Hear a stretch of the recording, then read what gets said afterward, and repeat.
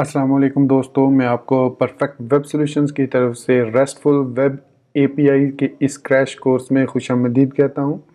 दोस्तों, मेरा नाम इमरान कासिम है और वेब एपीआई के इस क्रैश कोर्स में हम सीखेंगे कि एपीआई क्या होती है, रेस्ट क्या है, रेस्टफुल एपीआई क्या है और रेस्टफुल सर्विसेज क्या होती हैं, कैसे उनको यूज़ किया जाता है, कैसे उनके से डाटा को सेंड रिसीव प्रोसेस किया जाता है। तो इस कंप्लीट क्रैश कोर्स में हम ये सारी चीज़ें इन स्लाइड्स के थ्रू सीखेंगे और फिर हम नेक्स्ट एक एपीआई सैम्पल एपीआई क्रिएट करेंगे नेक्स्ट वीडियो ट्यूटोरियल में।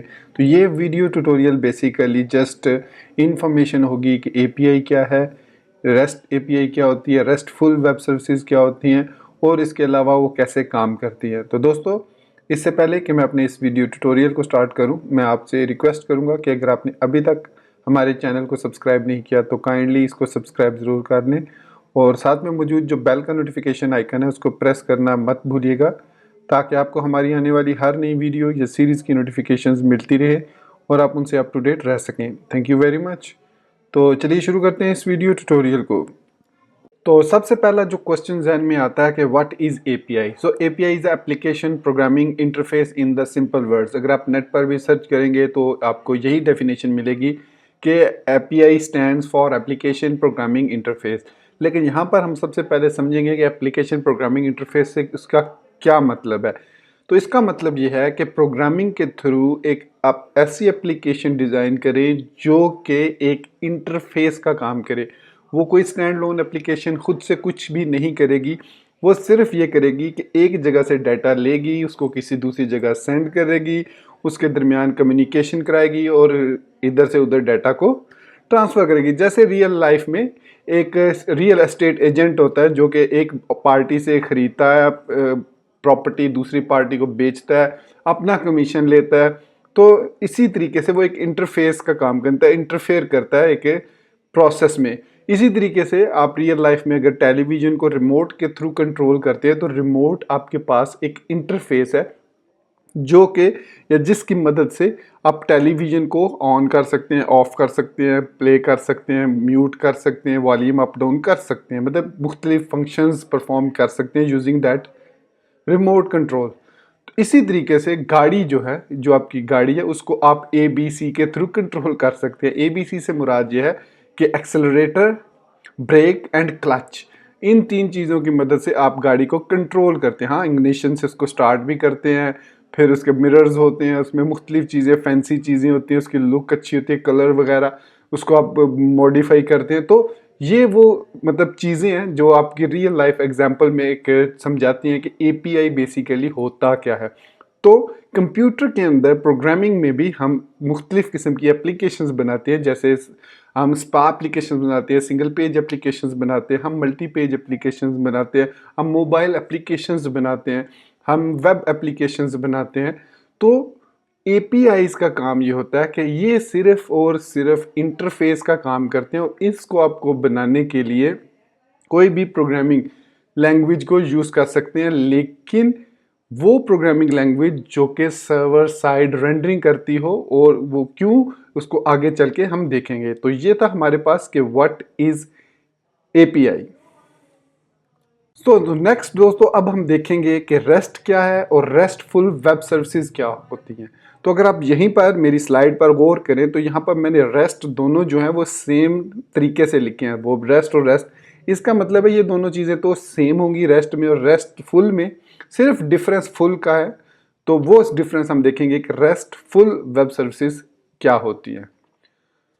तो यहाँ पर रेस्टफुल को समझने से पहले हमें समझना है कि रेस्ट क्या होता है। तो रेस्ट गेन एक एब्रीविएशन है जिसको वो कहते हैं रिप्रेजेंटेशनल स्टेट ट्रांसफ़र। रिप्रेजेंटेशनल का मतलब होता है कि कुछ चीज़ को रिप्रेजेंट करना, को प्रेजेंट करना, उसको सामने लेकर आना। अगर आप दोस्तों को OSI मॉडल का पता हो तो उसमें हमारे पास कुछ लेयर्स होती हैं। उस लेयर में एक प्रेजेंटेशनल लेयर होती है जो कि एप्लीकेशंस और डाटा, आपकी जो एप्लीकेशन है, एक्चुअल एप्लीकेशन जिससे यूज़र इंटरेक्ट कर रहा होता है, वो एक ब्राउज़र भी हो सकता है, एक सॉफ्टवेयर भी हो सकता है। वो जो एप्लीकेशन है वो कनेक्ट करती है प्रेजेंटेशन लेयर से और प्रेजेंटेशन लेयर आगे कम्युनिकेट करती है नेक्स्ट लेयर्स के साथ। तो वो रिप्रेजेंटेशन है या वो प्रेजेंटेशन लेयर रेस्ट में कहा जाता है उसको रिप्रेजेंटेशनल फिर उसके बाद आता है स्टेट, और फिर होता है उसको ट्रांसफ़र करना। तो स्टेट मतलब डाटा, जो भी किसी किस्म का भी आपका डाटा है, चाहे वो कोई रिकॉर्ड है या कोई इंफॉर्मेशन है, कोई वीडियो है, कोई ऑडियो है, कुछ भी, सो दैट इज़ स्टेट। फिर उसको ट्रांसफ़र करना मतलब एक जगह से दूसरी जगह ट्रांसफ़र करना। So rest is representational state transfer. तो ये क्या है? ये एक आर्किटेक्चरल पैटर्न है।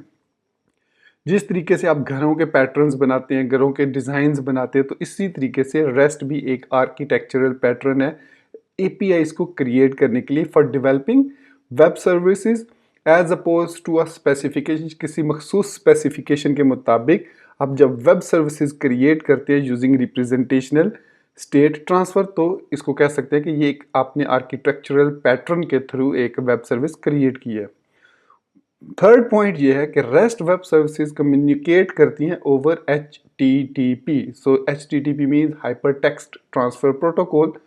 तो उसके थ्रू आपस में कम्युनिकेट करती हैं यूजिंग सम HTTP वोकैबलरी। कुछ मतलब तरीके हैं HTTP के थ्रू जब आप डाटा सेंड और रिसीव करते हैं, तो वो कुछ तरीकों से हम सेंड करते हैं। उसमें पहला तरीका है मेथड्स, कौन सा मेथड आप यूज़ कर रहे हैं। जिस तरीके से हम get, post, patch, put, delete, options, head, इस तरह डिफरेंट किस्म के मेथड्स को आपने फॉर्म्स क्रिएट किए होंगे। फॉर्म्स के थ्रू डाटा पोस्ट करते हैं, यूआरएल के थ्रू डाटा गेट करते हैं, उसको पैच करते हैं, उसको डिलीट करते हैं। तो ये डिफरेंट मेथड्स हैं। फिर उसके बाद HTTP URI syntax, unified resource जो आपके पास लोकेटर, URL सिंटैक्स कह दें, URL HTTP URL syntax unified resource locator. तो एक HTTP जैसे आप www.google.com लिखते हैं, या आप www.google.com क्वेश्चन मार्क सर्च और फिर उसके आगे कोई कीवर्ड लिखते हैं तो उसको वो सर्च करता है। तो इसको कहा जाता है आप एक HTTP URL सिंटैक्स लिख रहे हैं, जो कि एक पाथ की सूरत में भी हो सकता है और उस पाथ में कुछ पैरामीटर्स भी हो सकते हैं, वो आगे चल के हम उनको देखेंगे। फिर उसके बाद आप डाटा, रेस्ट के अंदर जो डाटा हम डिफरेंट मीडिया टाइप्स की सूरत में हम उसको इंटरफेयर करते हैं, सेंड रिसीव करते हैं, प्रोसेस करते हैं। वो XML भी हो सकता है डाटा, वो JSON फॉर्मेट में भी हो सकता है, वो HTML के फॉर्मेट में भी हो सकता है, वो प्लेन टेक्स्ट भी हो सकता है, और इसके अलावा भी काफ़ी सारे इसके तरीके हैं। बाइनरी भी हो सकता है। तो उस तरीके से आप मतलब जब आप VPN के थ्रू करते हैं तो वो बाइनरी डाटा भी हो सकता है। तो आप मीडिया टाइप्स डिफरेंट यूज़ करते हैं। फिर उसके बाद HTTP के थ्रू जब आप कम्युनिकेशन करते हैं तो कुछ रिस्पॉन्स कोड्स आपको मिलते हैं, जैसे 200, इसका मतलब है कि आपकी जो रिक्वेस्ट थी वो सक्सेसफुल हुई। 404 मतलब जो चीज़ आपने रिक्वेस्ट की वो फाउंड नहीं हुई। 500 मतलब there is something wrong in the logic, तो उस पर कोई या सिंटैक्स एरर कोई आ जाता है तो 500 इंटरनल एरर आ जाता है। तो there are many different codes apart from 200, 404, 500, 403, 204, 301, 302। दो हम उसको डिफरेंट रिस्पॉन्स कोड से डिनोट करते हैं रेस्ट को। तो ये उसके कुछ फीचर है रेस्ट वेब सर्विसेज के।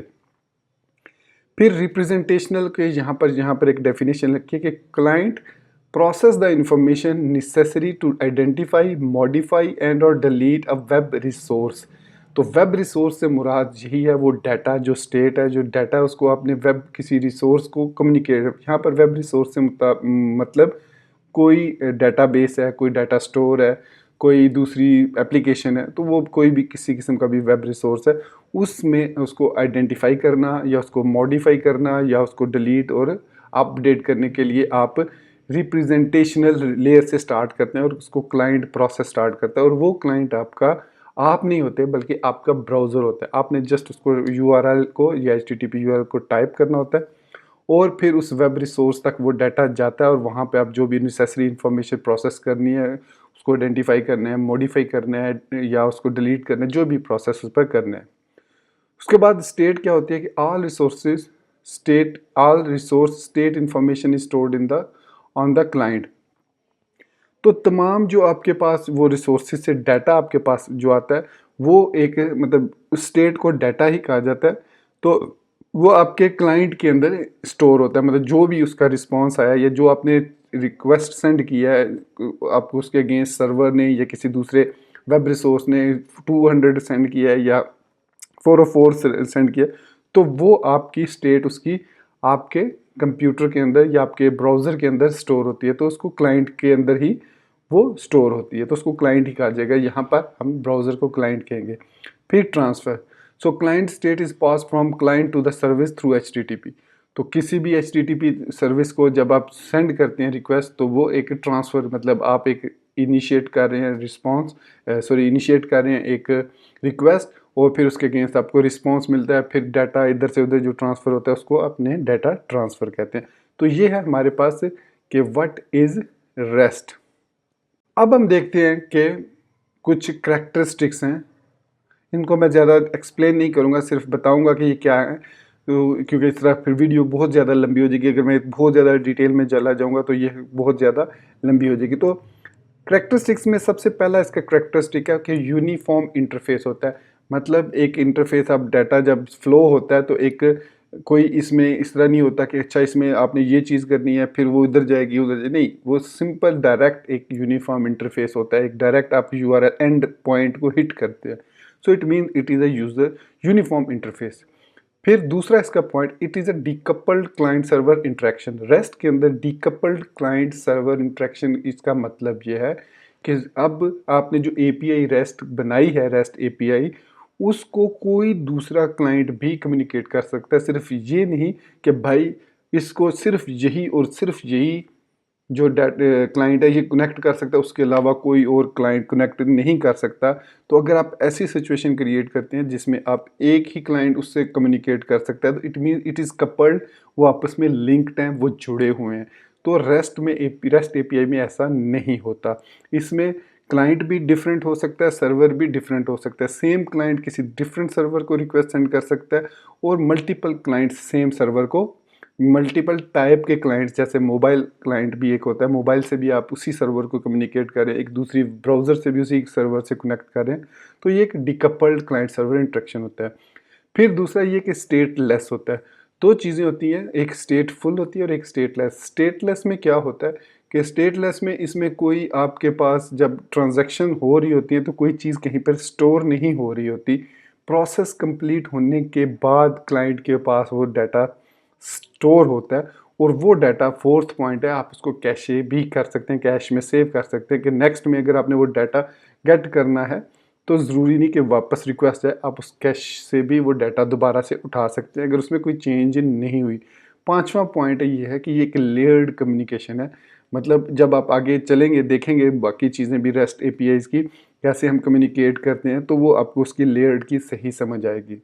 फिर ये एक्सटेंसिबल है, मतलब इसको एक्सटेंड किया जा सकता है जैसे जैसे इसकी डिमांड बढ़ती है। अगर आप कोई क्लाइंट उसमें कोई चेंजेस करवाना चाह रहा है तो बहुत आसानी के साथ आप इसमें इसको एक्सटेंड कर सकते हैं। So these are the 6 characteristics of any REST API। अब हम बात करते हैं कि what is RESTful web services. मतलब रेस्ट की हमने बात कर ली, API की बात कर ली, तो रेस्ट API की हमने बात कर ली। अब हम बात करेंगे रेस्टफुल वेब सर्विसेज की। तो इसके कुछ पॉइंट्स हैं, जैसे RESTful web services are web services which are REST based. तो डेफिनेटली रेस्टफुल वेब से मतलब वही रेस्टफुल वेब सर्विसेज होती है जो कि रेस्ट की बेस पर डिज़ाइन की जाती हैं, और रेस्ट की और API की डेफिनेशन हम देख चुके हैं। अगेन सेम पॉइंट, ये भी स्टेटलेस है और कैशेबल है, तो डेफिनेटली जब ये स्टेटलेस और कैशेबल है तो ये रेस्ट बेस्ड है। वही सेम चीज़ यूजेस URL और HTTP मेथड्स, जो मेथड्स हम पहले डिस्कस कर चुके हैं, और ये लाइट होती है क्योंकि इसके जो मीडिया टाइप्स हैं वो बहुत ही लाइट वेट है। जेसन है, जैसे XML है, और टेक्स्ट या HTML है, तो it is light weight. So again उसने जो फिफ्थ पॉइंट लिखा है वो ये कि the reason behind the popularity of REST is that the applications we use are browser based nowadays and top it all, REST is built on HTTP।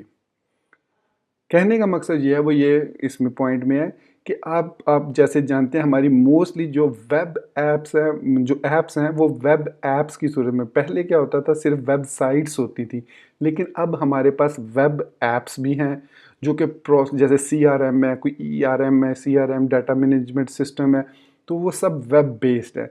तो जिसकी वजह से रेस्ट को जो और ज़्यादा पॉपुलैरिटी मिली, क्योंकि रेस्ट भी HTTP पे काम करता है और वेब ऐप्स भी HTTP प्रोटोकॉल पर काम करती हैं। फिर उसके बाद last point, providing the communication between client and server over HTTP protocols. rather than complex architecture like SOAP and RPC. अब ये SOAP और RPC भी API सर्विसेज हैं, but they are not REST API services. ये simple object application program है, और जो remote programming कुछ इस तरह का, इसका इस पे मैं बाद में भी एक ट्यूटोरियल बना दूंगा। ये दोनों भी SOAP and RPC are also types of API, लेकिन ये रेस्टफुल नहीं है, REST API को फॉलो नहीं करती। तो अब हम बात करेंगे HTTP REST की कुछ रिक्वेस्ट जो होती है उसकी कुछ बेसिक्स हम समझेंगे कि वो क्या है। सो द पहली बात यह है कि the HTTP request is sent from the client. Yes, ये हम बात ऑलरेडी कर चुके हैं कि जो रिक्वेस्ट होती है, इनिशिएट होती है, वो क्लाइंट से होती है। तो इसमें सिर्फ हम ये देखते हैं कि identify the location of a resource. तो क्लाइंट को सबसे पहले पता होना चाहिए कि हमारा जो लोकेशन है रिसोर्स की वो क्या है, मतलब जो URL है जो हमने हिट करनी है वो एक पाथ की सूरत में है, क्यूरी स्ट्रिंग है, या किस फॉर्मेट में है, वो पता होना ज़रूरी है। फिर उसके साथ हमने क्या क्या डाटा ऐड करके, किस किस्म का डाटा ऐड करके सेंड करना है, तो ये पता होना बहुत ज़रूरी है। फिर सेकंड पॉइंट में यही चीज़ मेंशन है कि स्पेसिफाई द वर्ब और HTTP method to use when accessing the resource. मतलब एक पर्टिकुलर रिसोर्स को एक्सेस करने के लिए आपको पता होना चाहिए कि इसको हम किस HTTP मेथड के थ्रू एक्सेस कर सकते हैं। कुछ रिसोर्सेज ऐसे होते हैं जिनको हम पोस्ट के थ्रू एक्सेस कर सकते हैं, कुछ ऐसे हैं जिनको गेट के थ्रू एक्सेस कर सकते हैं, कुछ ऐसे हैं जिनको हम डिलीट या पैच के थ्रू एक्सेस कर सकते हैं। तो ये पता होना बहुत ज़रूरी है क्लाइंट को। फिर supply optional request headers that provides additional information the server may need when processing the request. अब ऑप्शनल रिक्वेस्ट हेडर से मुराद यहाँ पर यह है कि आप उसको एनकोडिंग टाइप भेज सकते हैं, यानी कंटेंट टाइप कौन से हैं जो मैं आपको सेंड कर रहा हूँ। जेसन में एप्लीकेशन स्लैश जेसन है, या उसके आप ऑथोराइजेशन किस किस्म की है, कोई टोकन आप पास करना चाह रहे हैं वगैरह वगैरह। तो ये सारी चीज़ें, टोकन हो गया, ऑथोराइजेशन हो गया, ऑथेंटिकेशन होगी, कंटेंट टाइप हो गया, इसके अलावा काफ़ी सारे इसमें फीचर्स होते हैं। तो वो हेडर्स के थ्रू आप सेंड करते हैं, जो कि ऑप्शनल है, लेकिन सम टाइम जब रिक्वायर्ड हो API के लिए तो आपको वो सेंड करने पड़ते हैं। फिर supplies an optional request body that identify additional data to be uploaded to the server, for example parameters, attachments. अब कुछ मेथड्स ऐसे हैं, स्पेशली जैसे पोस्ट मेथड है, पुट मेथड है। ये मेथड दो स्पेसिफिकली, पुट, पैच और पोस्ट, इनके साथ आप कुछ एडिशनल जो बॉडी डाटा भी सेंड कर सकते हैं, जिसमें आप कोई फाइल वगैरह ऐड कर सकते हैं, कोई एक्स्ट्रा पैरामीटर्स सेंड कर सकते हैं जो कि उस सर्वर के लिए ज़रूरी होते हैं। मतलब जैसे आप किसी प्रोफाइल को सेंड करना चाहें, प्रोफाइल क्रिएट करना चाहें, तो डेफिनेटली प्रोफाइल की एक अटैचमेंट इमेज या कोई डॉक्यूमेंट होगी, वो आप साथ अटैच करके सेंड कर सकते हैं। तो आप उसको बॉडी के थ्रू रिक्वेस्ट को सेंड कर सकते हैं उस API सर्वर को। तो यहाँ पर मैंने एक सैम्पल क्लाइंट रिक्वेस्ट बनाई है, जिसमें आप देख सकते हैं कोई भी हमारे, ये स्लैश से मुराद है कि कोई भी सर्वर है, जैसे www.google.com/view, फिर क्वेश्चन मार्क है, फिर ID है, फिर इज इक्वल टू 1 है, और चूंकि स्टार्ट में मैंने गेट लिखा है तो इसका मतलब है ये एक हमारे पास एक गेट रिक्वेस्ट है। सो हम एक व्यू करना चाह रहे हैं कोई चीज़ जिसकी ID 1 है। तो उसमें हमने ये बताया कि जी इसका जो यूज़र एजेंट है, सॉरी, ये जो यूज़र एजेंट, ये हमने हेडर में इंफॉर्मेशन सेंड की, क्रोम है, मतलब आप क्रोम ब्राउज़र यूज़ कर रहे हैं, और एक्सेप्ट करेगा सिर्फ एप्लीकेशन स्लैश जेसन। ये मैंने अभी थोड़ी देर पहले आपको बताया था कि हेडर में ये इस तरह की इंफॉर्मेशन हम सेंड कर सकते हैं। फिर उसके बाद नो रिक्वेस्ट बॉडी, ध्यान में रखिएगा, गेट रिक्वेस्ट में हम कोई बॉडी रिक्वेस्ट सेंड नहीं कर सकते, अगर होगी तो वो उसको डिस्कार्ड कर देगा। तो ये एक सैम्पल गेट रिक्वेस्ट है कि व्यू करो ID 1 को। अब ये 1 ID कोई यूज़र भी हो सकता है, कोई प्रोफाइल हो सकती है, कोई एल्बम हो सकती है, कुछ भी हो सकता है, कोई पोस्ट भी हो सकती है। तो ये है हमारा sample client request using get. फिर इसी तरीके से हम पोस्ट के थ्रू भी इसी तरीके से सेंड करते हैं पोस्ट, और इसको सपोज हमने एक सेव करना है कोई डाटा, तो इसको हमने सेंड किया और इसका कंटेंट टाइप हमने बताई application slash x dash www dash form dash URL encoded. इससे प्रीवियस में अगर आपने देखा हो, गेट में हमने एप्लीकेशन स्लैश जेसन लिखा था, लेकिन जब हम पोस्ट मेथड सेंड करते हैं तो उसमें कंटेंट टाइप ये वाला एक होता है कि आप उसको URL इनकोडेड करके सेंड करें, और वो डाटा क्या है, नेम और आईडी। नेम में एक्स लिखा है और आईडी में कोई 2 लिखा है, कुछ भी हो सकता है ये 2। नेम में कोई पोस्ट हो सकती है, कोई पोस्ट का टाइटल हो सकता है, आईडी उस पोस्ट की आईडी हो सकती है। तो इसमें हमने बॉडी के थ्रू डाटा एक्स्ट्रा भी सेंड कर सकते हैं। शायद कोई आप इमेज साथ सेंड करना चाहें, कोई पीडीएफ फाइल अटैच करना चाहें, तो वो भी हम यहाँ पर रिक्वेस्ट बॉडी के थ्रू सेंड कर सकते हैं यूजिंग पोस्ट रिक्वेस्ट। तो ये एक टिपिकल पोस्ट रिक्वेस्ट है हमारे पास। अच्छा, अब हम बात करते हैं कि the HTTP response is sent from the server. अभी हमने जितनी बात की वो क्लाइंट से डाटा सर्वर की तरफ जा रहा है। अब हम बात करेंगे कि जो रिस्पॉन्स आता है सर्वर की तरफ से वो क्या आता है। सबसे पहला आता है gives the status of the process request, कि सर्वर पे जब आपने कम्युनिकेट किया तो उसने आपको एक स्टेटस दिया कि इसका जो स्टेटस है वो क्या है, कोई कोड की सूरत में। Give the status of the process request, वो आपको उसकी इंफॉर्मेशन देता है। फिर supplies the response headers name value pairs that provide additional information about the response. फिर सेम वही जिस तरह क्लाइंट ने उसको हेडर सेंड किए, सेम उसी से मिलते जुलते हेडर आपको सर्वर भी रिक्वेस्ट में सेंड करेगा। सपोज आपने गेट रिक्वेस्ट की जेसन में, तो हो सकता है उधर से भी रिस्पॉन्स जो आपको आए वो जेसन में ही आए, या हो सकता है HTML फॉर्मेट में आ जाए, हो सकता है टेक्स्ट फॉर्मेट में आ जाए। सो इस तरीके से सेम उसी तरीके से जैसे क्लाइंट सेंड करता है कि नेम वैल्यू पेयर्स में, वैसे ही सर्वर भी आपको रिस्पॉन्स करता है। इसके बाद वो आपको सप्लाई करता है optional response body that identify additional data to be downloaded to the client. तो वो हो सकता है वो आप जब इसको रिक्वेस्ट सेंड करें तो वो कुछ ऐसा डाटा, जैसे कोई फाइल भी हो सकती है, कोई वीडियो हो सकती है, ऑडियो इमेज वगैरह भी, कोई बाइनरी डाटा हो सकता है, वो भी कोई XML फाइल हो सकती है, वो भी आपको सेंड कर सकता है। So this is a typical HTTP response from the server, उस क्लाइंट को जिसने उस API रिक्वेस्ट को इनिशिएट किया है। जैसे यहाँ पर सबसे पहला उसने HTTP पे काम किया और 200 दिया। 200 का मतलब है ओके, हमारा जो रिकॉर्ड है वो सक्सेसफुल हो गया है, जो तो आपने रिक्वेस्ट सेंड किया है वो वैलिड है, और मैं आपको रिटर्न कर रहा हूँ कंटेंट जो कि है HTML फॉर्मेट में, और उसकी लेंथ इतनी है। और यहाँ पर फिर HTML कंटेंट में यहाँ पर सम HTML कंटेंट होंगे और कुछ रिस्पॉन्स होंगे। तो ये एक टिपिकल रिस्पॉन्स होगा, सैम्पल रिस्पॉन्स है फ्रॉम द सर्वर।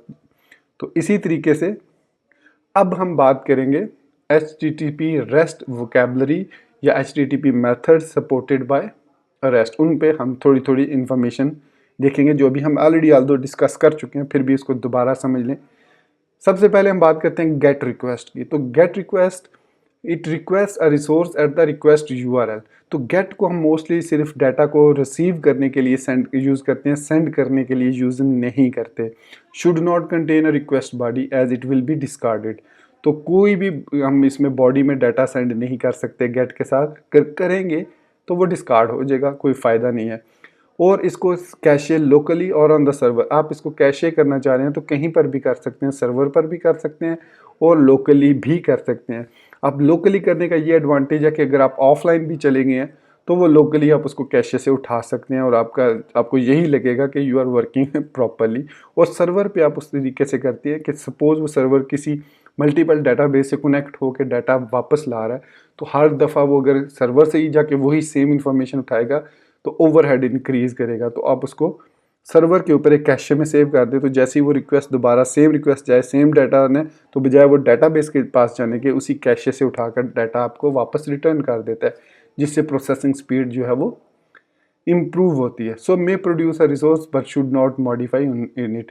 मतलब ये रिसोर्स को डाटा, मतलब यहाँ पर अगर मैं आपको आसान लफ्ज़ों में सेंड कर बताना ये चाहूँगा कि रिसोर्स जो आपको रिटर्न होगा उसको आप कुछ भी हो सकता है, लेकिन आप उसको मॉडिफाई नहीं कर सकते, मतलब से एडिट नहीं कर सकते गेट रिक्वेस्ट के साथ। नेक्स्ट है हमारे पास post. Definitely in the simplest possible terms you can submit information to the services for the processing और should typically return the new और मॉडिफाई रिसोर्स। सो पोस्ट के थ्रू भी हम रिसोर्स को जब डाटा सेंड करते हैं तो हम उसको मॉडिफाई कर सकते हैं, इसमें बॉडी हेडर्स हम सेंड कर सकते हैं, एडिशनल इन्फॉर्मेशन सेंड कर सकते हैं, उसको डाटा को सर्वर में कहीं पर सेव करने के लिए डाटा सेंड भी कर सकते हैं, रिसीव भी कर सकते हैं और एडिट भी कर सकते हैं। फिर अब पुट का मतलब होता है आप कोई न्यू रिसोर्स ऐड करना चाह रहे हैं। अब मोस्टली जो जितनी भी API प्रोग्रामिंग हमने पढ़ी है उसमें पुट पैच और डिलीट का यूज़ इतना ज़्यादा नहीं है। हम वही काम पोस्ट और गेट दोनों से ही लेते हैं। पुट इसके बाद अगर डिलीट की बात की जाए तो ये स्पेसिफिकली ऐसे मेथड है जिसकी मदद से हम किसी लोकेशन को रिमूव करना चाह रहे हैं, रिसोर्स को रिमूव करना चाह रहे हैं, तो हम उसको डिलीट का मेथड पास करेंगे और हमें सर्वर पे चेक लगा देंगे कि जैसे ही डिलीट की रिक्वेस्ट आए उसके साथ जो आईडी है उसको रिकॉर्ड को डिस्कार्ड कर दो, रिमूव कर दो। फिर उसके बाद ऑप्शंस है। ऑप्शंस के थ्रू हम सेंड कर सकते हैं कि कौन कौन से मेथड, जो मेथड उस सर्वर को सपोर्टेड है, वो हम सारी इंफॉर्मेशन ऑप्शंस के थ्रू सेंड कर सकते हैं। लेकिन अगेन ऑप्शंस, पैच, पुट और डिलीट का इतना ज़्यादा यूज़ नहीं होता, इवन हेड का भी यूज़ इतना ज़्यादा नहीं होता। हम अपना सारा काम जो है वो गेट और पोस्ट के थ्रू कर सकते हैं। सो यहाँ पर एक लास्ट स्लाइड है कि एक टिपिकल HTTP REST URL। तो यहाँ पर आप इस वीडियो को पॉज करके यहाँ पर इसको देख सकते हैं कि the protocol identify the transport scheme that will be used to process and respond to the request. The host name identify the server address of the resource. The path and query string can be used to identify and customize the access resources. और यहाँ पर protocol से मुराद जी HTTP है, host name से मुराद my.store.com है। तो पाथ और क्यूरी स्ट्रिंग ये है कि फ्रूट्स में चले जाओ, वहाँ से लिस्ट एक क्यूरी स्ट्रिंग कैटेगरी है फ्रूट और लिमिट है 20। तो ये एक हमारे पास कंप्लीट URL क्रिएट होती है।